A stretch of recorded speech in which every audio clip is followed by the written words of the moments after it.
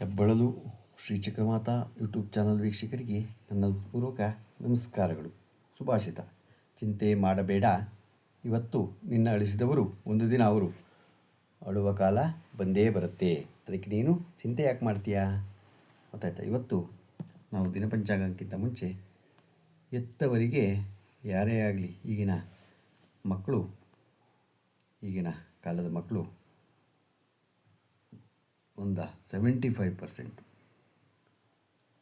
ಎತ್ತವರು ಏನಕ್ಕೆ ಕೇಳ್ತಾರೆ, ಏನಾರ ಹೇಳಿದ್ರೆ ಏನಕ್ಕೆ ಕೇಳ್ತಾರೆ ಅನ್ನೋದನ್ನು ಕೇಳೋದನ್ನು ಬಿಟ್ಬಿಟ್ಟಿದ್ದಾರೆ.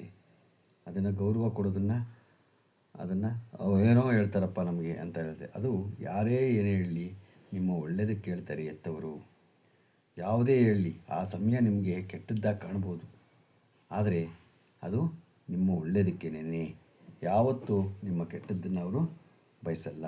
ಅವರ ಮಾತನ್ನು ಕೇಳಿ. ಹೇಗೆ ಕೇಳಬೇಕು ನಾವು ಅಂದರೆ, ನಿಮ್ಮ ಎತ್ತವರ ಮಾತನ್ನು ಕೇಳಿ. ಏಕೆಂದರೆ ಅವರು ನಿಮ್ಮ ಮುಂದೆ ಈ ಜಗತ್ತಿನಲ್ಲಿ ಬಹಳ ಕಾಲ ಬದುಕಿದ್ದಾರೆ ಅಲ್ವಾ. ಕಷ್ಟಪಟ್ಟುಕೊಂಡು ನಿಮ್ಮನ್ನು ಸಾಕಿ ಸಲಹಿ ಎಲ್ಲ ಮಾಡಿದ್ದಾರೆ.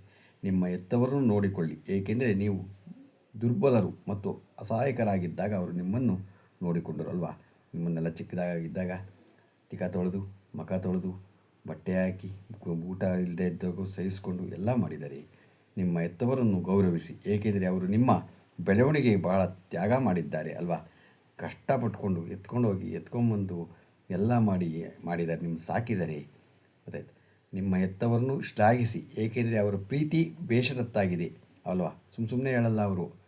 ಗೊತ್ತಾಯ್ತಾ? ಏನಾರ ಹೇಳಿದ್ರೆ ಮನಸ್ಸಿನಿಂದ ಒಳಗಿಂದ ಬರುತ್ತೆ. ನಿಮ್ಮ ಎತ್ತವರಿಗಾಗಿ ಪ್ರಾರ್ಥಿಸಿ, ಅವರ ಆಶೀರ್ವಾದಗಳು ನಿಮ್ಮ ದಾರಿಯನ್ನು ಸುಗಮಗೊಳಿಸ್ತದೆ. ಅವರ ಆಶೀರ್ವಾದ ಇದ್ದರೆ ನಿಮಗೆ ಯಾವಾಗಲೂ ಒಳ್ಳೆಯದಾಗತ್ತೆ. ನಿಮ್ಮ ಎತ್ತವರೊಂದಿಗೆ ದಯೆಯಿಂದ ಮಾತನಾಡಿ, ಏಕೆಂದರೆ ಮಾತುಗಳನ್ನು ಗುಣಪಡಿಸಬಹುದು ಅಥವಾ ಆಳವಾಗಿ ಗಾಯಗೊಳಿಸಬಹುದು. ನಿಮ್ಮ ಎತ್ತವರೊಂದಿಗೆ ಸಮಯ ಕಳೆಯಿರಿ, ಏಕೆಂದರೆ ಅವರು ನಿಮ್ಮ ಉಪಸ್ಥಿತಿಯನ್ನು ಎಲ್ಲಕ್ಕಿಂತ ಹೆಚ್ಚಾಗಿ ಪಾಲಿಸುತ್ತಾರೆ. ನಿಮ್ಮ ಎತ್ತವರನ್ನು ರಕ್ಷಿಸಿ, ಏಕೆಂದರೆ ನಮಗೆ ಧ್ವನಿ ಇಲ್ಲದಿದ್ದಾಗ ಅವರನ್ನು ನಿಮ್ಮನ್ನು ಸಮರ್ಥಿಸಿಕೊಂಡು ಎತ್ತವರನ್ನು ಭಾವನಾತ್ಮಕವಾಗಿ ಬೆಳೆಸಿ, ಏಕೆಂದರೆ ವಯಸ್ಸಾಗುವುದು, ಒಂಟಿಯಾಗಿರಬಹುದು, ಆದರೆ ಎಲ್ಲರಿಗೂ ನಿಮಗೂ ಬರುತ್ತೆ, ಎಲ್ರಿಗೂ ಬಂದೇ ಬರುತ್ತೆ ಮುಂದೆ. ಗೊತ್ತಾಯ್ತಾ? ಇವಾಗ ಅದು ತಿರುವಾಕದಾಗೆ ನಿಮ್ಮ ಎತ್ತವರಿಗೆ ಒದಗಿಸಿ, ಏಕೆಂದರೆ ನಿಮಗೂ ಏನೂ ಇಲ್ಲದಿದ್ದಾಗ ಅವರು ನಿಮಗೆ ಒದಗಿಸಿದರು. ನಿಮ್ಮ ಎತ್ತವರೊಂದಿಗೆ ತಾಳ್ಮೆಯಿಂದಿರಿ, ಏಕೆಂದರೆ ನೀವು ಕಲಿಯುತ್ತಿರುವಾಗ ಅವರು ನಿಮ್ಮೊಂದಿಗೆ ತಾಳ್ಮೆಯಿಂದಿದ್ದರು. ನಿಮ್ಮ ಎತ್ತವರನ್ನು ಕ್ಷಮಿಸಿ, ಏಕೆಂದರೆ ಅವರು ಮನುಷ್ಯರು ಮತ್ತು ಪರಿಪೂರ್ಣರಲ್ಲ. ನಿಮ್ಮ ಎತ್ತವರ ಅಗತ್ಯಗಳಿಗೆ ಸಹಾಯ ಮಾಡಿ, ಏಕೆಂದರೆ ವಯಸ್ಸಾದಂತೆ ಶಕ್ತಿ ಮಾಯವಾಗುತ್ತದೆ. ನಿಮ್ಮ ಎತ್ತವರನ್ನು ಜೀವಂತವಾಗಿರುವಾಗಲೇ ಅವರನ್ನು ಆಚರಿಸಿ, ಏಕೆಂದರೆ ಸಮಾಧಿಯ ಮೇಲಿನ ಹೂಗಳು ನಿಮ್ಮ ಉಪಸ್ಥಿತಿಯನ್ನು ಬದಲಾಯಿಸಲು ಸಾಧ್ಯವಿಲ್ಲ. ಇರುವಾಗಲೇ ಏನು ಬೇಕೋ ಅವರು ಏನು ಕೇಳ್ತಾರೋ ಮಾಡಿ, ಏನು ಹೇಳ್ತಾರೋ ಕೇಳಿ. ನಿಮ್ಮ ಎತ್ತವರಿಂದ ಕಲಿಯಿರಿ, ಏಕೆಂದರೆ ಅವರ ಅನುಭವಗಳು ಜೀವನದ ನಿಜವಾದ ಪಠ್ಯಪುಸ್ತಕಗಳಾಗಿವೆ. ನಿಮ್ಮ ಎತ್ತವರಿಗೆ ಕೃತಜ್ಞರಾಗಿರಿ, ಏಕೆಂದರೆ ಕೃತಜ್ಞತೆಯ ಪೀಳಿಗೆಯ ಆಶೀರ್ವಾದಗಳನ್ನು ಅನ್ಲಾಕ್ ಮಾಡುತ್ತದೆ. ಸಾಧ್ಯವಾದಾಗಲೆಲ್ಲ ನಿಮ್ಮ ಎತ್ತವರ ಆಸೆಗಳನ್ನು ಗೌರವಿಸಿ, ಏಕೆಂದರೆ ಅದು ಅವರಿಗೆ ಶಾಂತಿಯನ್ನು ನೀಡುತ್ತದೆ. ನಿಮ್ಮ ಎತ್ತವರ ಬಗ್ಗೆ ಹೆಮ್ಮೆಯಿಂದ ಮಾತನಾಡಿ, ಅವರನ್ನು ಗೌರವಿಸುವುದು ನಿಮ್ಮನ್ನು ಗೌರವಿಸುತ್ತದೆ. ನಿಮ್ಮ ಎತ್ತವರಿಗೆ ಸಹಾನುಭೂತಿ ತೋರಿಸಿ, ಏಕೆಂದರೆ ಅವರು ಸಹ ನೋವು ಮತ್ತು ಚಿಂತೆಯನ್ನು ಅನುಭವಿಸುತ್ತಾರೆ. ನಿಮ್ಮ ಆಚರಣೆಗಳಲ್ಲಿ ನಿಮ್ಮ ಪೋಷಕರನ್ನು ಸೇರಿಸಿ, ಏಕೆಂದರೆ ಅವರು ನಿಮ್ಮ ಸಂತೋಷವನ್ನು ಹಂಚಿಕೊಳ್ಳಲು ಆತೊರೆಯುತ್ತಾರೆ. ನಿಮ್ಮ ಯಶಸ್ಸನ್ನು ನಿಮ್ಮ ಪೋಷಕರೊಂದಿಗೆ ಹಂಚಿಕೊಳ್ಳಿ, ಏಕೆಂದರೆ ಅವರಿಗೆ ಹೆಮ್ಮೆ ಮತ್ತು ತೃಪ್ತಿಯನ್ನು ನೀಡುತ್ತದೆ. ನಿಮ್ಮ ಹೆತ್ತವರನ್ನು ಅವರ ಚಿಂತೆಗಳಲ್ಲಿ ಸಾಂತ್ವನಗೊಳಿಸಿ, ಏಕೆಂದರೆ ಅವರು ಯಾವಾಗಲೂ ನಿಮ್ಮ ಬಗ್ಗೆ ಚಿಂತಿಸುತ್ತಾರೆ. ನಿಮ್ಮ ಕ್ರಿಯೆಗಳ ಮೂಲಕ ನೀವು ಎತ್ತವರನ್ನು ಹೆಮ್ಮೆ ಪಡುವಂತೆ ಮಾಡಿ, ಏಕೆಂದರೆ ಅವರ ಹೆಸರು ನಿಮ್ಮದಕ್ಕೆ ಅಂಟಿಕೊಳ್ಳುತ್ತದೆ. ನಿಮ್ಮ ಎತ್ತವರನ್ನು ಪ್ರಾರ್ಥನೆಯಲ್ಲಿ ನೆನೆಸಿಕೊಳ್ಳಿ, ಅವರು ಇಲ್ಲಿದ್ದರೂ ಸಹ. ನಿಮ್ಮ ಎತ್ತವರ ಮೇಲೆ ಎಂದಿಗೂ ಕೂಗಾಡಬೇಡಿ, ಏಕೆಂದರೆ ಆ ಪರಿಸ್ಥಿತಿ ಏನೇ ಇರಲಿ ಗೌರವ ಉಳಿಬೇಕು. ನಿಮ್ಮ ಎತ್ತವರ ತ್ಯಾಗಗಳನ್ನು ಬಹಿರಂಗವಾಗಿ ಒಪ್ಪಿಕೊಳ್ಳಿ, ಏಕೆಂದರೆ ಅವರ ಕಿರಿಯರು ಮತ್ತು ಮೌಲ್ಯಗಳನ್ನು ಗೌರವಿಸಲು ಪ್ರೋತ್ಸಾಹಿಸುತ್ತಾರೆ. ನಿಮ್ಮ ಪೋಷಕರು ನಿಮಗೆ ಕಲಿಸಿದ ಉತ್ತಮ ಮೌಲ್ಯಗಳು ಮುಂದುವರಿಸಿ, ಏಕೆಂದರೆ ಅವರ ಪರಂಪರೆಯನ್ನು ಜೀವಂತವಾಗಿರುತ್ತದೆ. ನಿಮ್ಮ ಎತ್ತವರು ವಯಸ್ಸಾದಂತೆ ಅವರ ಹೊರೆಗಳನ್ನು ಕಡಿಮೆ ಮಾಡಲು ಸಹಾಯ ಮಾಡಿ, ಏಕೆಂದರೆ ಪಾತ್ರಗಳು ಅಂತಿಮವಾಗಿ ಹಿಮ್ಮುಖವಾಗುತ್ತದೆ.